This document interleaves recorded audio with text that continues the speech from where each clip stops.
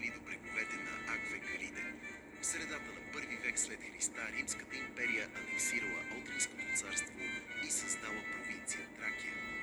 Там те изградили своите терми, специални бани, където уморени от битките са отдавали на поезия, музика или политически дебати. Императора Септимий Север толкова обикнал кристалните извори, че заповядал в Акве Калиде да бъдат организирани императорски спортни игри, наречени Северия Нимфея, игрите на нимфите. Славата на светилището станала толкова голяма, че в негова чест били отсечени и специални монети с образа на трите нимфи, а каменните покровителки слушали тайно нежната поезия, мъдрите разговори и красивата музика на римляните и наблюдавали безмилостния ход на времето.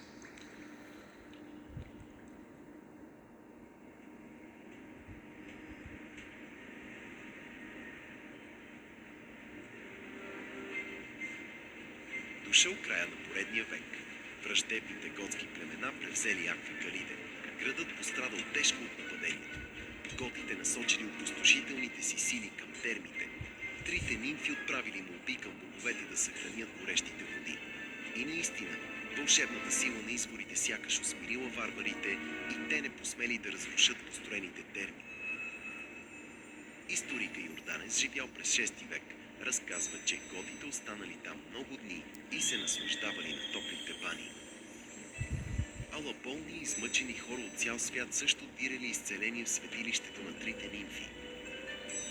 Затова император Юстиниан I управлявал през 6 век, изградил край Акве Калиде мощни крепостни стени, за да защити търсещите утеха и прошка в горещите води от набезите на варварите. Нимфите разбрали колко е важно изворите да бъдат закрилени и пазени. Лечебните извори на Акве Калиде са важна част и от създаването на българската държава.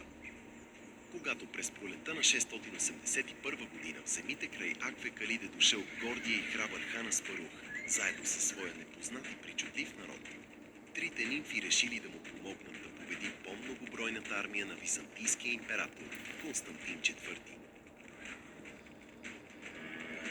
Пролетта носила ухание на надежда, предстояло решителното сражение.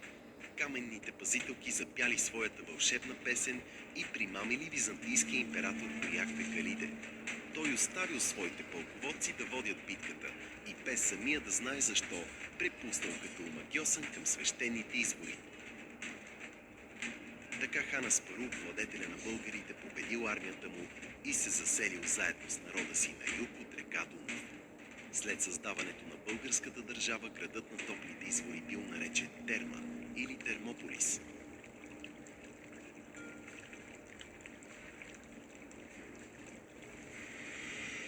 Вековете се изнизвали един подир друг. Времената се изменили и настъпили тежки години за свещените извори на Акве Калиде. През 1204 година рицарите на Четвъртия кръстоносен поход превзели Константинопол и създали Латинската империя. Последвала война между латинци и българи. Император Балдуин I Фландърски бил пленен от армията на българския цар Калуян. Братът на Балдуин, Анри I Фландърски, се разгневил и разграбил много български градове. Неговите рицари превзели и град Терме, наречен от тях Лаферме. Императорът заповядал всичко да бъде разрушено и опожарено. Унищожението на Терма било пълно. Нимфите, заложници на вкаменените си тела, гледали опустошителните действия на войните. Молели боговете да спрат хода на времето, но не успели да спасят своето светилище. Императорът заповядал и каменните статуи да бъдат превърнати в прах. Богините най-сетне получили жадуваната си свобода, но целият им свят бил разрушен. Вече нямало извори и тайни, които да пазят.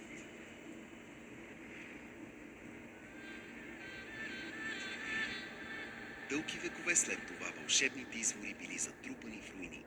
Никой вече не търсил изцеление и вечна младост в магичните води на извора. Не се чувало магическото румолене на потоците. Хората не си спомняли за трите прекрасни нимфи. От стотици години никой не бил чувал вълшебната им песен. но колелото на времето не спирало да се върти и ето, че дошъл 16 век. По това време владетел на тази земя бил султан Сюлейман I Великолепни. До него достигнала легендата за свещените извори на Акве Калиде. И той потърсил изцеление в горещите води.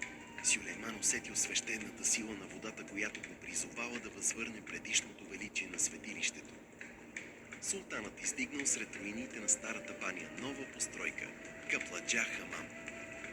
Като благодарност за изцелението си, султан Сюлейман издал ферман, с който богато надарил района на Акве Калиде. От свещените извори отново потекла животворна благодат, а душите на трите нимфи се слели с вълшебните води на изворите. Нимфите не били покровителки на Акве Калиде, търсили се от тежестта на каменните си тела, слели своята мъдрост и смирение с вълшебството на целебните води. Нимфите се превърнали в Акве Калиде. И всеки докоснал се до горещите извори се докосва до тяхното знание и дарове, изцеление, вечна младост и безсмъртие. Казват, че и днес може да се чуе древната песен от трите нимфи, но само човек се вслуша в нежния присък на водата, защото в горещите извори е скрита пълнота на времето.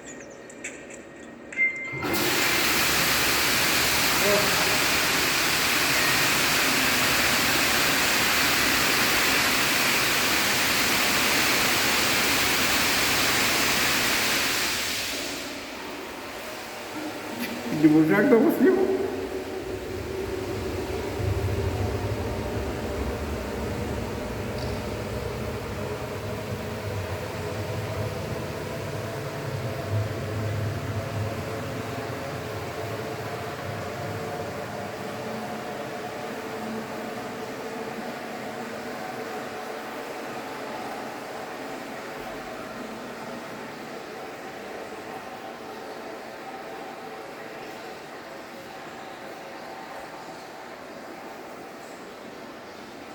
Надявам се да ви е харесала прожекцията. Значи митък за водата преди малко